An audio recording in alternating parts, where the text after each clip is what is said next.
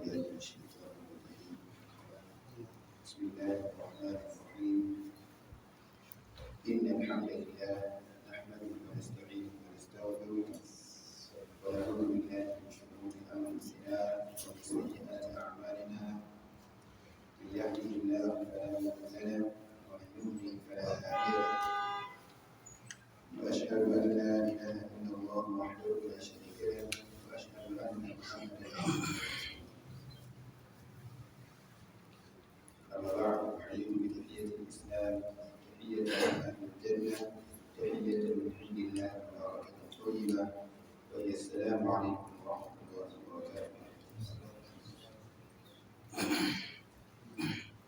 The theme of today's sermon is this: منزلة الإيمان والعمل الصالح في ميزان الإسلام. It has to do with the status of faith and good deeds in the scale of Islam. That is the theme of the sermon.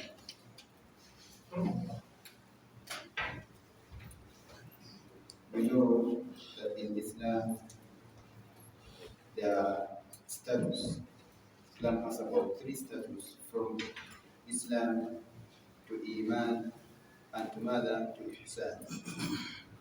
But Imam decided to pick the second status of Islam, which is the Mada Iman, from you being a Muslim to the next level, a Mu'min, to the peak of it, a Muhsin. That is why even in the Quran, when the villagers from the Arab came to the Prophet ﷺ, that they believed, Allah revealed to the Prophet ﷺ that he should tell them they will not reach the status of believing. Now they are Muslims.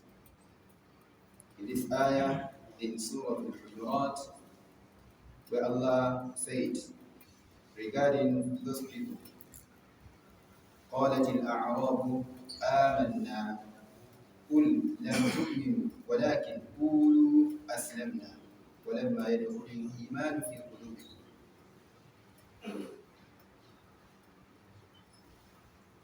And when we talked about Iman, we all know what it means. Just in an English meaning, we call it as faith. And we talked about Amal Salih, that is righteous action. And these are 2 things that cannot be disconnected from one another. The 2 of them are together. You can't disconnect Iman from Amal Salih. Also, you can't disconnect Amal Salih from Iman. The 2 of them work together. You can't say you are a mu'min and you are not doing righteous action. You are not acting. You are not proving your Iman through action. Also, you can't be doing action without the Iman. Or even if you do that action without Iman, it will not be acceptable by Allah. Because إِنَّمَا يَتَقَبَّلُ اللَّهُ مِنَ الْمُتَّقِينَ. Allah accepts deeds from those that are sincere in their action. For that the two of them work together. Without one, the other one will be worthless. That is why we have to be very, very conscious of Allah in whatever we are doing. Any action you are doing, make sure there is Iman in your heart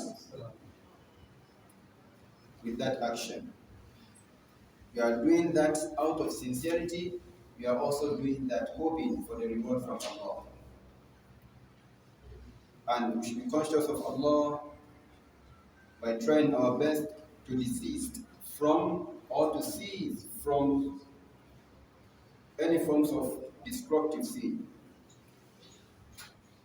things that will cause of destruction in the grave and on the day of resurrection.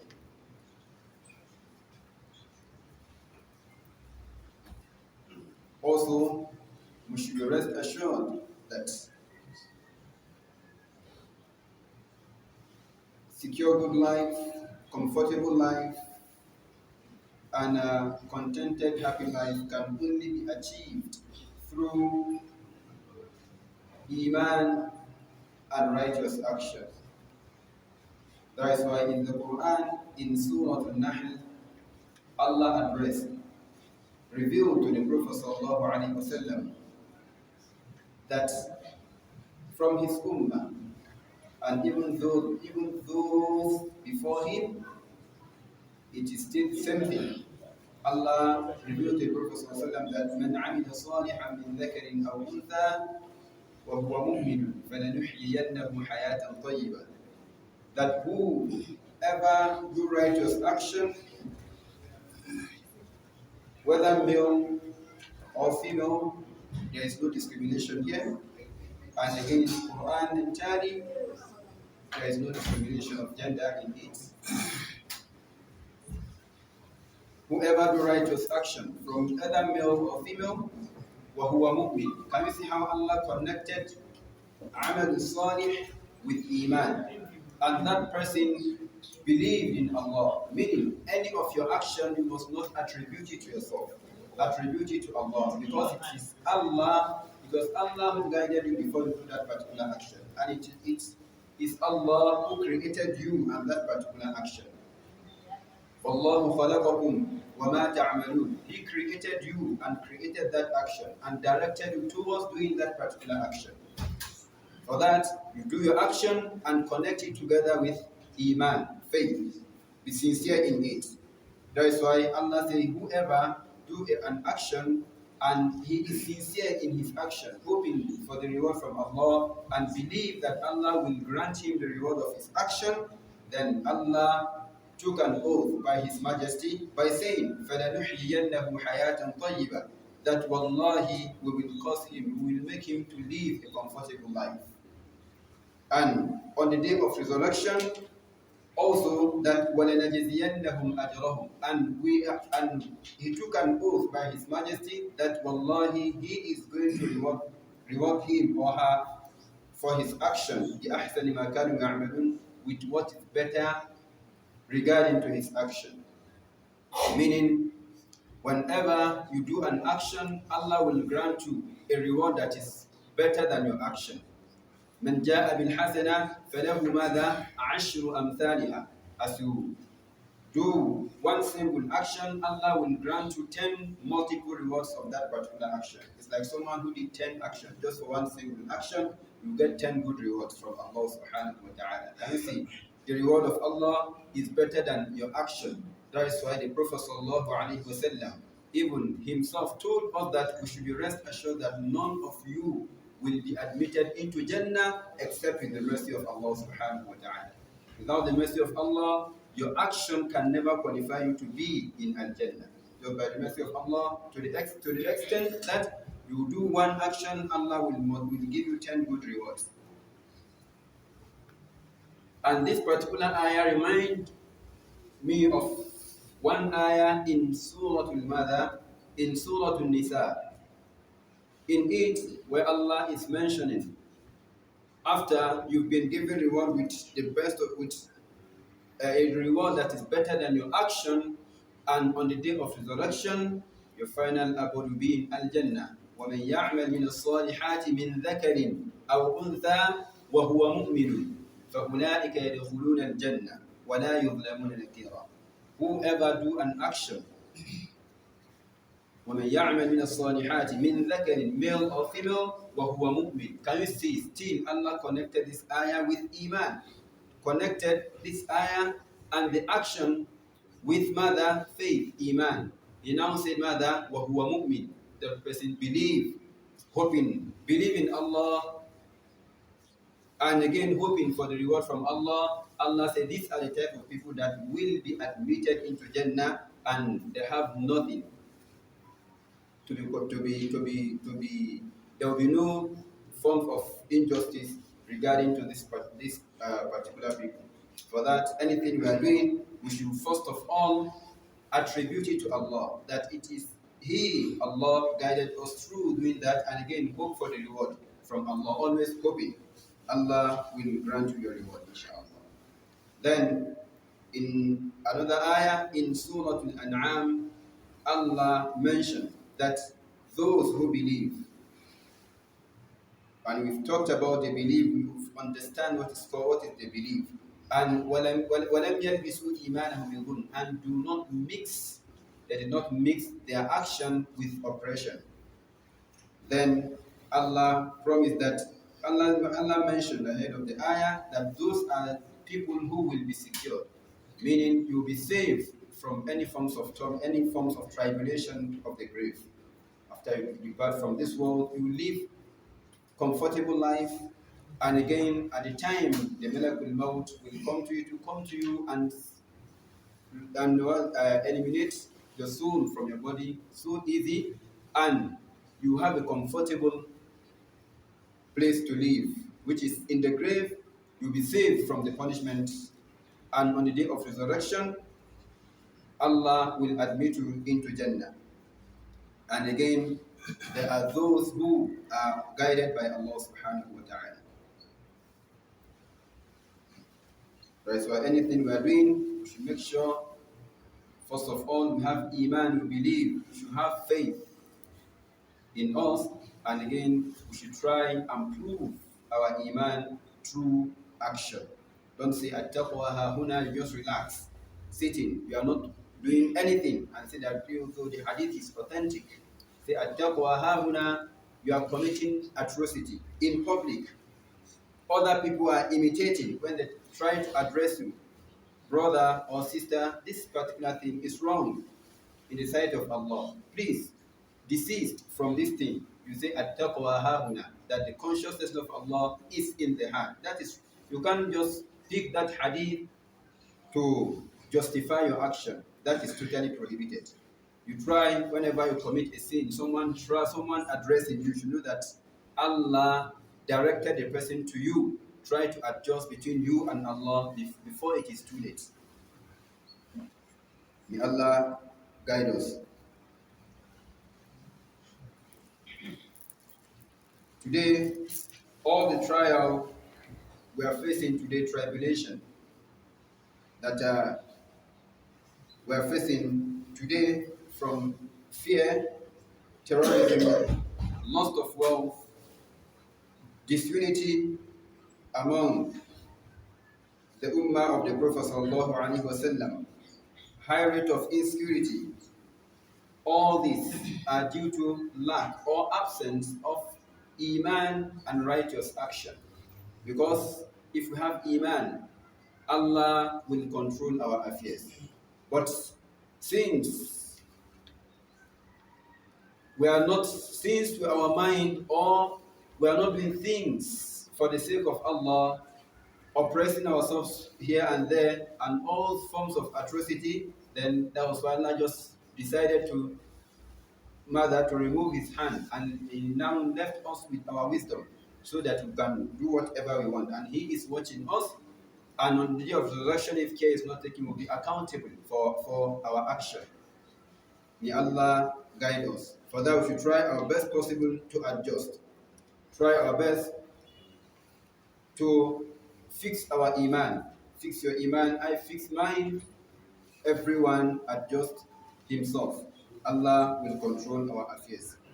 Because ماذا إن الله لا يغير ما بقوم حتى يغيروا ما بأنفسهم. We have to change before Allah can also bring peace and security in our community or society.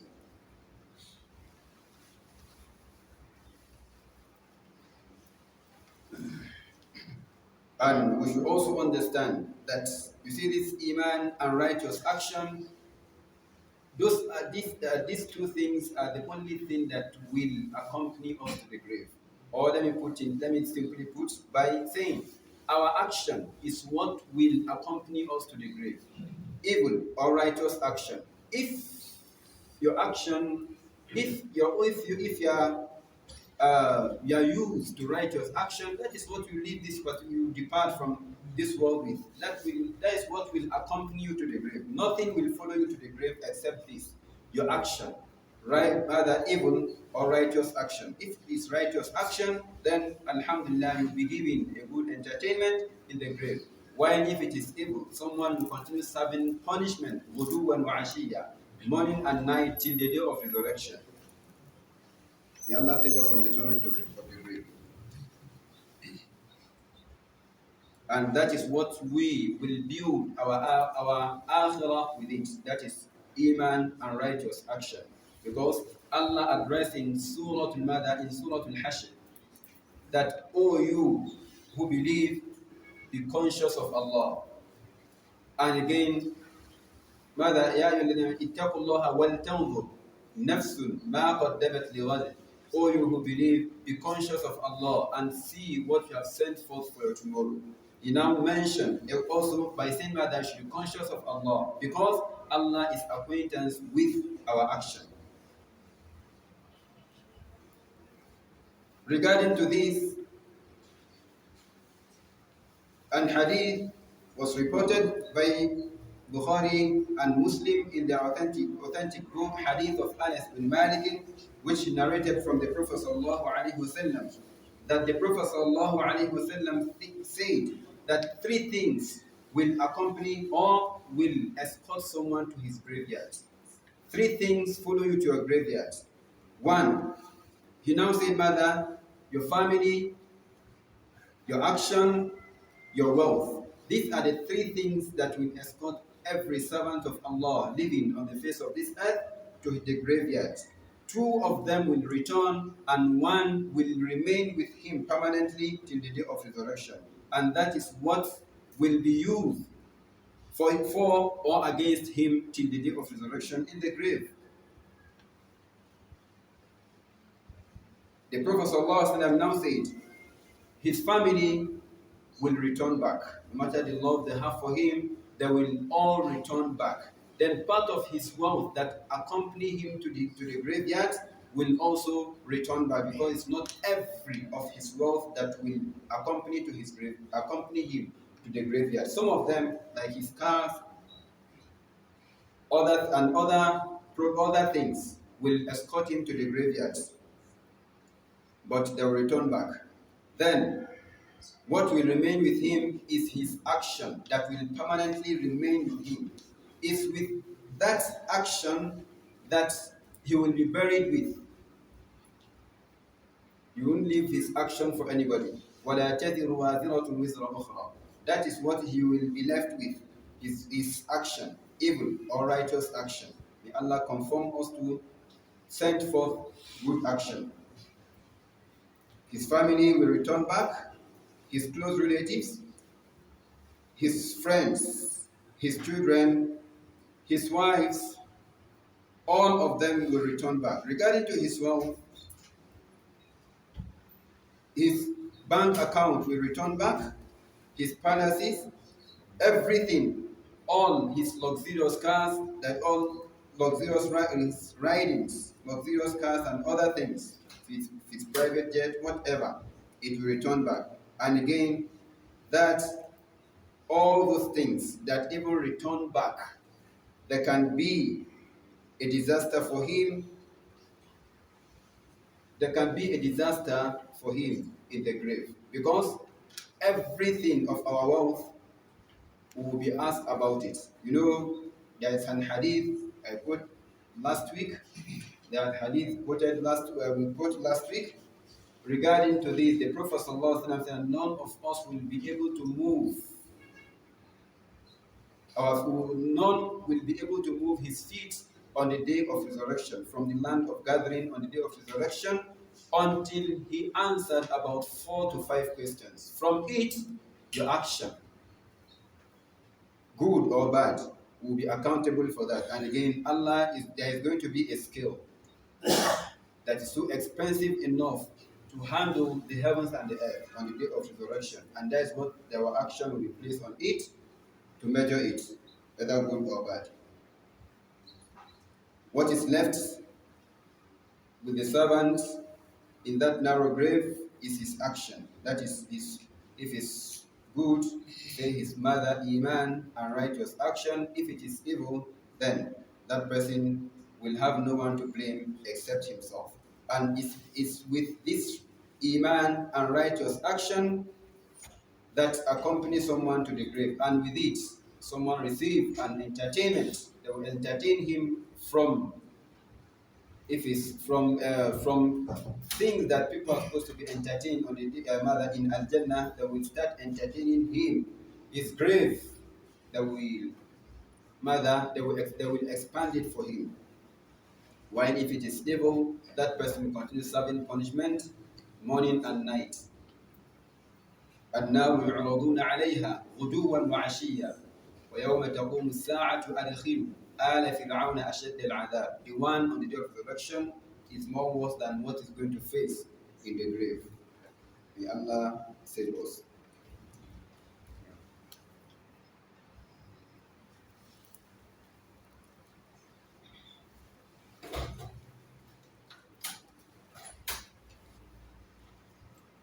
Dear respected brothers and sisters in Islam, all these atrocities are now committed in our Muslim societies now. All this which was contrary to them, preview our righteous predecessors, those kind of challenges, things they didn't face it at their own time.